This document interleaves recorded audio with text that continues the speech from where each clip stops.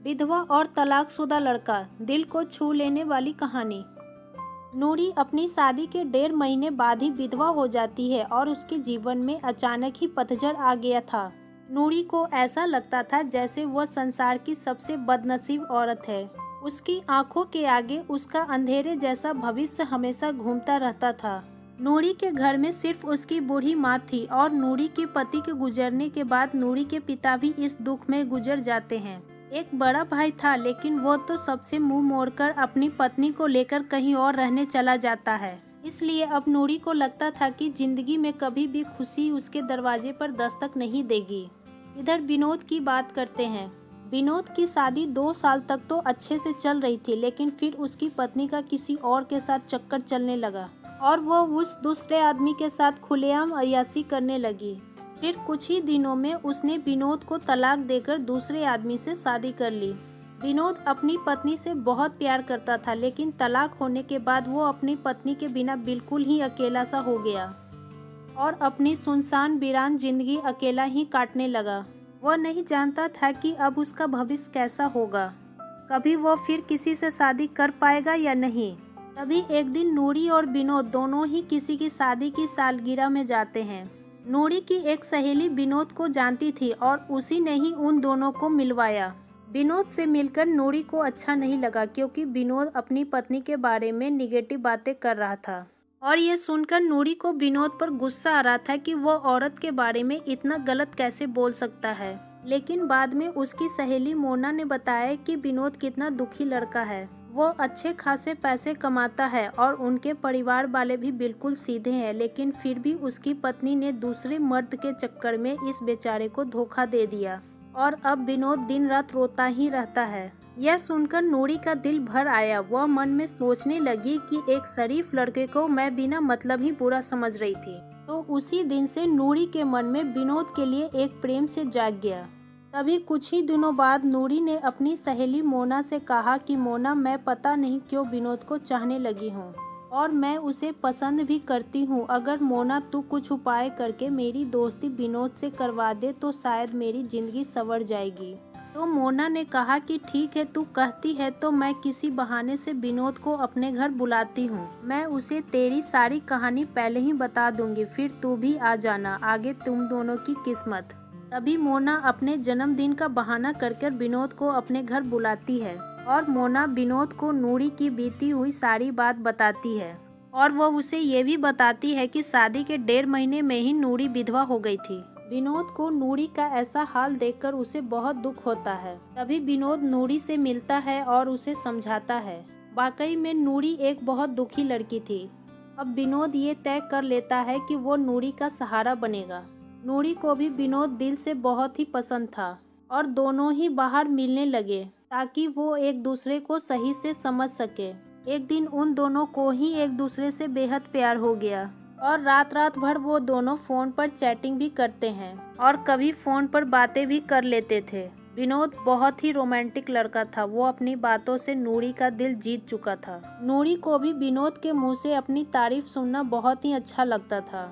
दोनों ही हर रविवार को मिलते थे, पार्क में घूमने जाते थे और कभी कभी रात को होटल में डिनर करने भी चले जाते थे। तभी एक दिन नूरी विनोद को अपने साथ अपने घर ले गई और उसे अपनी माँ से मिलवाया। विनोद ने जब नूरी की माँ के पाँव छुए तो नूरी की माँ रोने लगी और विनोद का हाथ पकड़कर कहने लगी कि बेटा, मेरी बेटी का सहारा जरूर बनना, उसका हाथ कभी मत छोड़ना, मेरे सिवा इसका कोई भी नहीं। अब मेरा भी कोई पता नहीं कब उस भगवान का बुलावा आ जाए।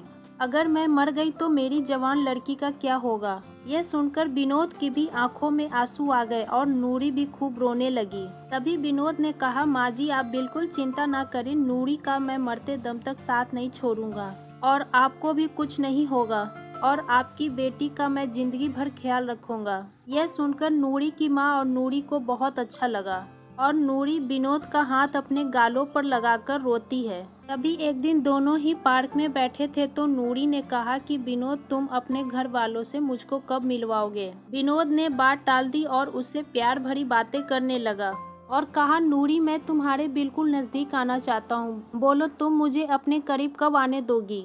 लेकिन नूरी विनोद को अपने करीब आने से मना करती है, मगर फिर भी थोड़ा बहुत वो दोनों प्यार कर ही लेते हैं। तभी नूरी की सहेली मोना ने नूरी के कान भरना शुरू कर दिए। उसने कहा कि नूरी लड़कों पर इतना जल्दी भरोसा नहीं करते, तू तो सीधी सादी है, विनोद को अपनी माँ से भी मिलवा दी, लेकिन विनोद ने तुझे किसी से नहीं मिलवाया, कहीं ऐसा न हो कि वो तुझे इस्तेमाल करके छोड़ दे। यह सुनकर नूरी के कान खड़े हो गए और वो सोचने लगी कि कहीं विनोद मुझे धोखा तो नहीं दे रहा। उधर विनोद ये सोच रहा था कि मैं नूरी को अपने घर कैसे लेकर आऊं। मेरा घर बिल्कुल छोटा सा है और मैं उसे अभी नहीं बताऊंगा कि उसके लिए मैंने एक घर बुक कर लिया है और 50,000 जमा भी करवा दिए हैं और बाकी की मैं बैंक से किस्त बनवा लूंगा। 1 महीने बाद विनोद का जन्मदिन था। विनोद ने सोचा मेरे जन्मदिन पर ही नूरी को सरप्राइज दूंगा और तभी नूरी और उसकी माँ को भी घर बुला लूंगा। उसी दिन नूरी से शादी की सारी बात करके उसे सगाई का रिंग भी पहना दूंगा, क्योंकि नूरी के परिवार में और कोई नहीं है, इसलिए सारा कार्यक्रम नूरी और उसकी माँ के सामने ही हो जाएगा। अगले दिन नूरी विनोद को फोन करती है और गुस्से में कहती है कि तुम अपने घर वालों से मुझे कब मिलवाओगे। विनोद फिर से बात टालते हुए बात को पलट देता है। अब नूरी का शक और भी बढ़ जाता है। तभी नूरी विनोद से कहती है कि तुम्हारे बैंक में कितने पैसे हैं, मुझे अपना बैंक बैलेंस दिखाओ। लेकिन विनोद ने बैंक बैलेंस दिखाने की बात भी टाल दी, क्योंकि सभी पैसे उसने मकान के बयाने में दे दिए थे और उसके अकाउंट में यही कोई 8 से 10,000 ही पड़े थे। नूरी का शक अब बढ़ता ही जा रहा था और वो ये सोच लेती है कि विनोद वाकई में मेरा इस्तेमाल कर रहा है और वो मुझसे शादी भी नहीं करेगा। इसलिए नूरी विनोद का फोन तक उठाना बंद कर देती है।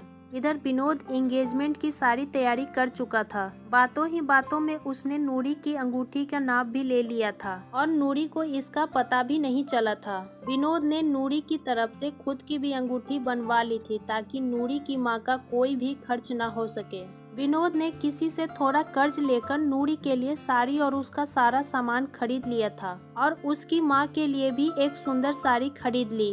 अब विनोद ने सबको यह कह दिया कि मेरे जन्मदिन वाली रात को मेरी सगाई नूरी से है और उसके घर में भी उसने सबको बता दिया था। सारी तैयारी हो चुकी थी। तभी एक दिन विनोद ने नूरी को 3 बार कॉल किया, मगर नूरी ने उसका फोन गुस्से में उठाया और कहा क्या बात है, जल्दी कहो। तो विनोद ने कहा कल शाम को 5 बजे तुम और तुम्हारी माँ को मैं लेने आ रहा हूँ। तो नूरी ने कहा कि मुझे कहीं भी नहीं जाना। तो विनोद ने कहा कि नूरी कल मेरा जन्मदिन है। विनोद ने ये बताया, लेकिन फिर भी नूरी ने विनोद को जन्मदिन की बधाई नहीं दी। तभी नूरी ने सोचा कि जन्मदिन में चली जाती हूँ, इससे विनोद का पर्दाफाश भी हो जाएगा। अगली शाम नूरी और उसकी माँ तैयार हो जाती है और विनोद की गाड़ी में बैठकर उसके साथ चली जाती है। पूरे रास्ते नूरी ने विनोद से कोई भी बात नहीं की। उसे तो विनोद के रूप में एक धोखेबाज नजर आ रहा था। तभी जैसे ही नूरी विनोद के घर की दहलीज पर कदम रखती है, वैसे ही विनोद की माँ आरती की थाली लेकर आती है और नूरी को टीका लगाकर उसकी आरती उतारती है। ये देखकर नूरी हैरान रह जाती है। तभी वो विनोद की माँ के पाँव छूती है। उसकी माँ उसे अंदर आने के लिए कहती है। सभी लोग खड़े थे, विनोद के बड़े भाई भाभी, विनोद के भतीजा भतीजी और विनोद की माँ, वो भोले भाले उनके बाबूजी। सभी लोग नूरी और उसकी माँ का स्वागत करते हैं और बैठने के लिए कहते हैं। अब विनोद का जन्मदिन भी मनाया जाता है। उसके बाद नूरी जाने के लिए कहती है, तो विनोद की माँ कहती है कि बहू तुम्हें जाने के लिए नहीं बुलाया है, हमेशा के लिए यही रहने के लिए बुलाया है।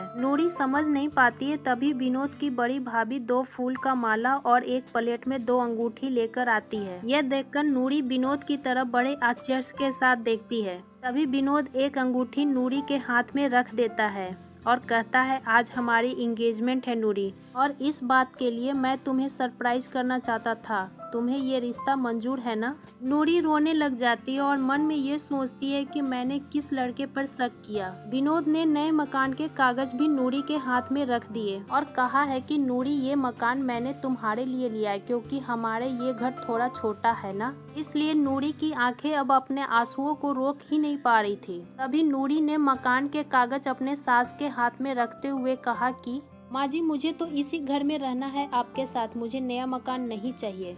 इस बात से घर के सभी लोग खुश हो जाते हैं। तभी विनोद कहता है कि नूरी, तुम्हारी माँ भी हमारे साथ ही रहेगी, भला वो अकेले कैसे रह पाएगी। ऐसा करते हैं, जो मकान मैंने लिया है वो पास में ही है, माँ को तुम वहीं शिफ्ट कर दो ताकि तुम अपनी दोनों माँ को संभाल सको। अब सब कुछ ठीक हो गया था। कहाँ नूरी एक शक की वजह से सब खत्म करने जा रही थी। ये गलती उसे बहुत महंगी पड़ने वाली थी, मगर नूरी ने विनोद के घर जाकर अच्छा ही किया। इसलिए दोस्तों, जीवन में कभी भी किसी शक की वजह से आप अपने प्यार को कभी मत छोड़ना। पहले पूरा सच जानना, फिर कोई कदम उठाना, तभी आपका भी रिश्ता बच सकता है।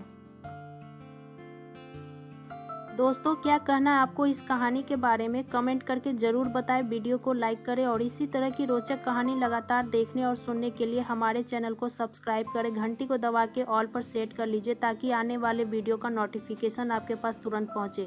मिलती हूँ आपसे अगली वीडियो में, तब तक के लिए धन्यवाद।